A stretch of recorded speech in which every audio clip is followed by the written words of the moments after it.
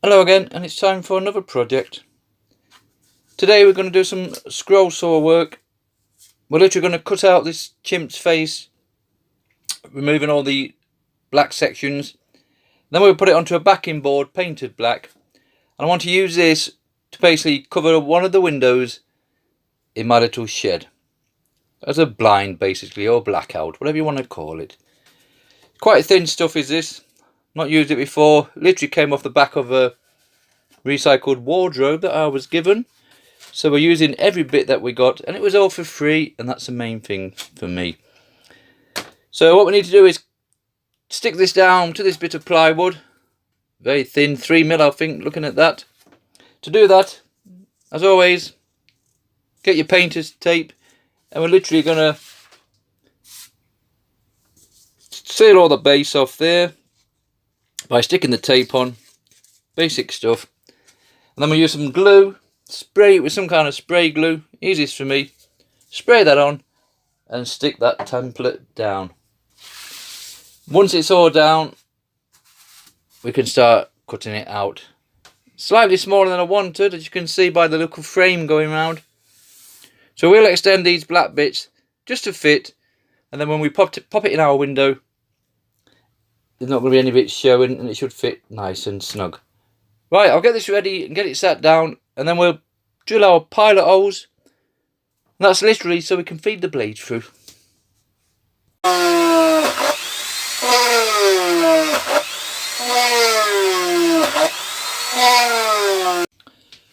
Right, you can see from that, we've stuck it down onto our painter's tape. We've glued down the template we want to use today. We've drilled all our pilot holes in. So remember, you've got to put an hole into every one of the black tie areas. You might miss one or two, but we can sort that out as we go along. Now the blades we're going to use today, I'm going to use what they call a spiral blade. But unfortunately with my old draper scroll saw, I have to use these adapter brackets to go on either end. And that will hook onto one top of the saw, and that hooks underneath after we've fed it through the pilot hole. I'm new to these spiral blades, and they do take some getting used to, but this allows you to move the wood in any direction. So once your blade's in that hole, you can go left, right, up and down, whichever way you fancy. And they are nice once you get used to them. Your normal standard blade is what they call a pin blade, literally because it's got a pin at the end like so, on both sides, and that locks under a bracket, top and bottom. This only has a blade at the front, so when you come to cut anything, you'll have to come down here with your blade, and then you have to turn your piece completely to go back up the other side, or go to the front again and come back down the same side. It's a lot of turning and twisting, and the bigger the piece, the harder it is to going to turn your piece around without catching the back of the saw. So spiral blades are the thing we're going to try today should I say. You also get these pinless blades, but like the pin blade, the teeth are only at the front, so you're limited with those again, but that is a nice little thing for getting into tight areas. So spiral blades today. Let's get this set up and we'll start doing some cutting.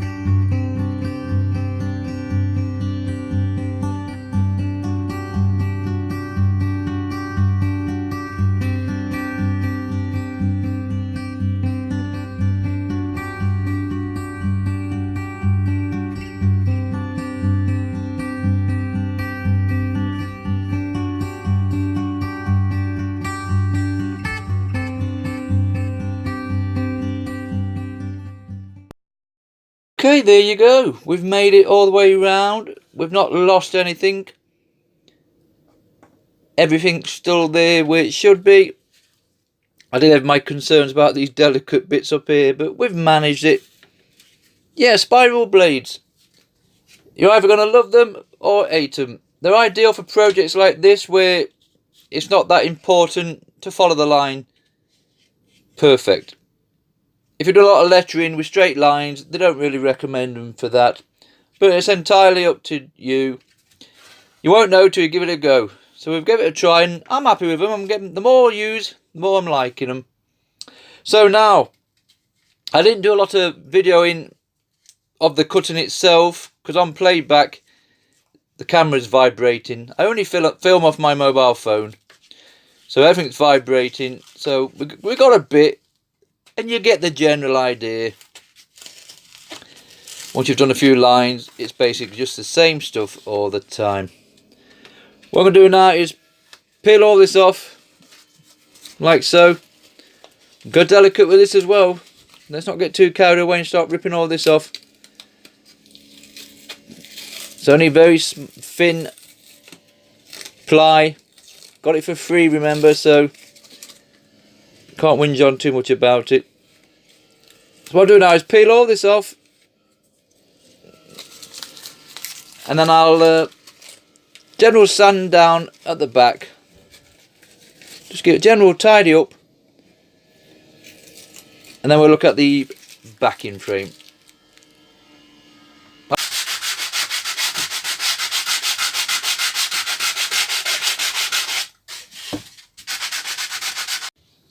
Right, that's enough of that. I've tidied up the best I can. At the end of the day, this is just something to go in my window on my shed to use as a blackout. That's all it is. So that's the reason why that cutout's here, because the handle for the window's in the way. So that's the reason for that. Now, backdrop, the backing is literally another piece of the same material, or in my case, just a bit of MDF. That's all it is. Cut to exactly the same size of the window that it's going into, and that literally will sit at the back like so, and just makes him stand out just that little bit better. Now you can glue that to that wherever you want to, clamp it down, glue it. I'm not going to bother because it's that tight in the window. I'm just going to allow the backing just to keep it pressed in. And at a later date, should I get fed up with it, we can literally take it out and then we'll pop it into a proper frame. Okay, just before I do that, I'm going to put a bit of linseed oil on this. It's just a little bit too white is this for me. Now I've sanded it down. And we'll see if it darkens it down slightly. It might not. I've never put linseed oil on ply before, so I might be wasting my time.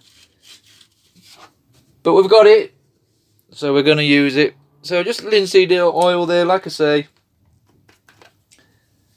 And we'll put some on here and just see. If nothing happens, I won't lose any sleep over it. So I'll cover all this, and then come back when it's dry and it's ready to go in the window. Right, it's darkened it down slightly. It's still a little bit wet, is that oil. I suppose as it dries more, it might just go back to the way we started. But nothing gained, nothing lost, as I say. Right, 15" by 21 using spiral blade scroll saw project. I'll put them in the window now, and you'll see the effect I was after from the outside of my little workshop. Thank you very much for watching.